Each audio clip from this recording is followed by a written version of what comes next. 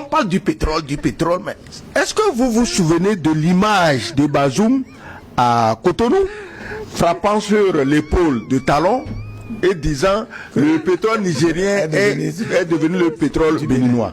Mais maintenant, officiellement, ce qui revient au Bénin et ce qui revient au Niger, tout le monde sait. Mais sous la table, ce qui devait revenir aux deux individus, Talon ici et Bazoum là-bas, personne ne sait. C'est ça qui met en rogne les gens, parce que il y a certainement des intérêts cachés qu'on n'a pas montrés dans les combis dans lesquels les généraux nigériens d'aujourd'hui ne veulent pas marcher et qui foutent le bordel partout.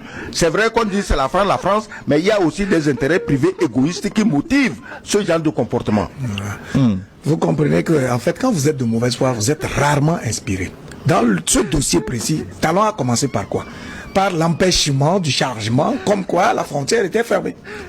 Cette frontière n'a pas été ouverte, mais il dit, bon, écoutez, de façon ponctuelle, je vais autoriser qu'on puisse charger. Dans la foulée, il dit, je donne toutes les autorisations, bon, on peut commencer à charger, etc. Et le Niger envoie des experts, et c'est là où il les prend. C'est tout cela, c'est pour dire qu'en fait, ils sont en train de chercher la solution par laquelle ils vont punir les dirigeants nigériens et les amener d'une manière ou d'une autre à ouvrir les frontières afin que les terroristes ainsi formés au Bénin puissent rentrer et déstabiliser justement. Donc c'est pour dire qu'en fait, le président Talon doit comprendre. C'est vrai que on ne va pas personnaliser sur sa personne, mais ce qui est certain, c'est qu'il est en train précisément de prendre à bras le corps sont différents avec le Niger, comme si c'était un problème personnel.